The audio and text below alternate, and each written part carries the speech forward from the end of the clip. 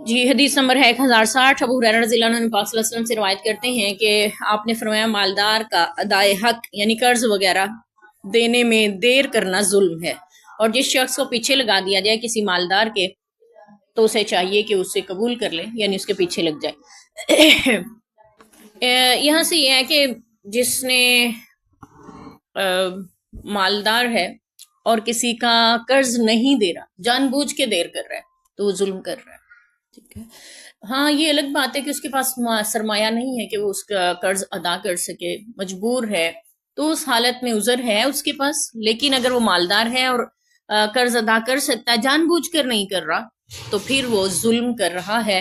اور اگر جس شخص کے پیچھے لگا دیا جائے، سے مراد یہ ہے کہ اگر کہہ دیا جائے کہ میرا قرض فلاں شخص ادا کرے گا، تو پھر آپ کو بات مان لینی چاہیے اور اس شخص سے اپنا قرض وصول کرنا چاہیے، اگر وہ اس بات پہ راضی ہو کہ ہاں میں اس کا قرض ادا کر دوں گا۔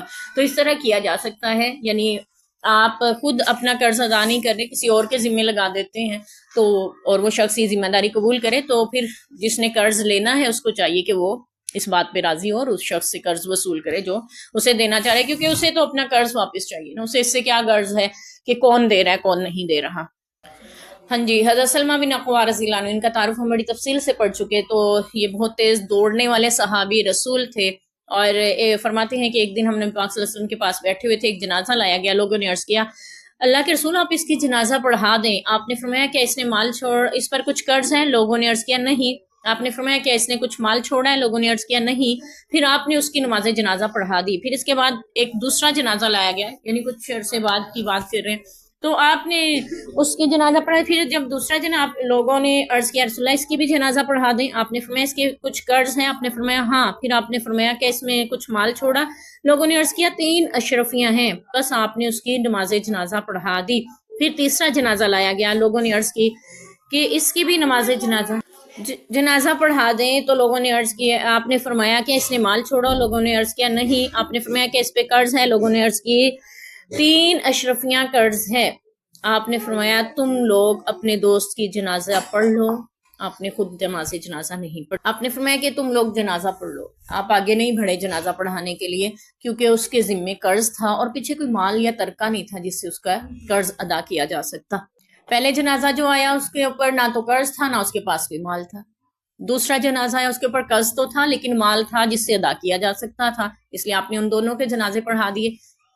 تیسرا جنازہ جو لایا گیا اس کے ذمہ قرض تو تھا لیکن مال نہیں تھا جس سے اس کو ادا کیا جا سکتا، اس لیے آپ نے اس کا جنازہ خود نہیں پڑھا اور صحابہ سے فرما دیا کہ آپ اس کا جنازہ پڑھ دیں۔ تو ابو قتادہ رضی اللہ عنہ صحابی رسول، انہوں نے عرض کیا یا رسول اللہ یہ وہی ہیں جن کی آنکھ نکل آئی تھی کسی جنگ میں اور آپ صلی اللہ علیہ وسلم کے لعب دہن سے اللہ نے ان کو شفا یاب کر دیا تھا اور آنکھ درست ہو گئی تھی۔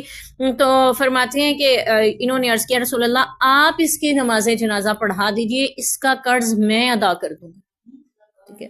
تو یہاں سے بھی ہمیں پتہ چلا کہ کوئی اور شخص اگر قرض کی ذمہ داری لے تو وہ لے سکتا ہے۔ پھر آپ صلی اللہ علیہ وسلم نے اس کا جنازہ پڑھا دیا۔ پھر اس کے بعد اللہ تعالیٰ نے جب آپ صلی اللہ علیہ وسلم کو وسعتیں عطا فرما دی، مال غنیمت آنے لگا اور آپ صلی اللہ علیہ وسلم کو اللہ تعالیٰ نے بہت زیادہ مالی اعتبار سے بنا دیا اس قابل، تو آپ صلی اللہ علیہ وسلم خود قرض جس کے ذمہ ہوتا تھا میت کے، اگر اس کے ورثاء ادا کرنے کی طاقت نہ رکھتے تھے تو نبی پاک صلی اللہ علیہ وسلم خود اس کا قرض ادا کر دیا کرتے تھے، اگر وہ ورثاء طاقت نہیں رکھتے تھے اس کے قرض ادا کرنے کی۔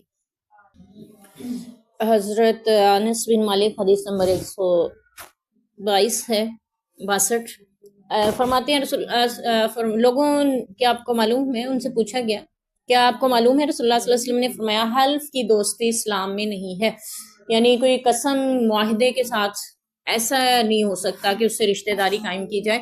تو حضرت انس رضی اللہ عنہ جواب دیا بے شک نبی پاک صلی اللہ علیہ وسلم نے قریش اور انصار کے درمیان میرے گھر کے اندر حلف کی دوستی کروائی تھی، یعنی مواخات مدینہ جو ہوئی تھی وہ میرے گھر میں ہوئی تھی، ٹھیک ہے۔ اور یہاں پہ آپ صلی اللہ علیہ وسلم نے ان سے حلف لیا تھا کہ اب یہ تمہارے رشتہ دار ہیں، جب تک آیت وراثت نازل نہ ہوئی وہی ایک دوسرے کے وارث ٹھہرتے رہے، انصار و مہاجرین، تو اس لیے یعنی ایسی دوستی بھی جائز ہے۔ اور یہاں پہ اگلی حدیث 1063، جابر بن عبداللہ رضی اللہ عنہ فرماتے ہیں ایک بار تمہارے نبی پاک صلی اللہ علیہ وسلم نے مجھ سے فرمایا اگر بحرین سے مال آیا، بحرین فتح ہو چکا تھا، مال غنیمت پہنچنے والا تھا، تو مزید یعنی پہلے نبی پاک کی حیات طیبہ میں بھی آیا، پھر آنے والا تھا، اور آپ صلی اللہ علیہ وسلم نے فرمایا اگر بحرین کا مال آیا تو تمہیں اتنے پیسے دوں گا، یعنی اتنا مال دوں گا۔ تو بحرین کا مال ابھی آنے نہ پایا تھا، نبی پاک صلی اللہ علیہ وسلم دنیا سے رخصت ہو گئے۔ پھر جب بحرین سے مال آ گیا تو امیر المومنین ابوبکر صدیق رضی اللہ عنہ نے اعلان کروا دیا کہ جس شخص کا نبی پاک صلی اللہ علیہ وسلم سے کچھ وعدہ ہو یا آپ صلی اللہ علیہ وسلم پر کسی کا کچھ قرض ہو وہ میرے پاس آئے۔ چنانچہ میں ان کے پاس گیا اور میں نے کہا نبی صلی اللہ علیہ وسلم نے مجھ سے ایسا فرمایا تھا کہ وہ مجھے مال دیں گے بحرین کے مال سے۔ تو امیر المومنین ابوبکر صدیق نے مجھے ایک مٹھی بھر کر درہم دیے، میں نے ان کو گنا تو وہ 500 تھے۔ پھر انہوں نے فرمایا ابوبکر صدیق رضی اللہ عنہ نے کہ اس کا دگنا اور لے لو، ٹھیک ہے۔ تو یہ یہاں سے یہ بھی پتا چلا کہ ایک معاہدہ عہد اگر کسی نے کیا ہوا ہے تو اس کو پورا کرنا بھی میت کا دنیا سے جانے کے بعد بھی اسے پورا کرنا واجب ٹھہرتا ہے۔ یعنی کوئی شخص نے کوئی وعدہ، کوئی نیت، کوئی ارادہ کیا ہوا تھا کسی کے ساتھ، تو وہ دنیا سے چلا گیا تو اس کے ورثاء کو چاہیے کہ اس کے وعدے کو، اس کی عہد کو پورا کرے۔ واللہ اعلم۔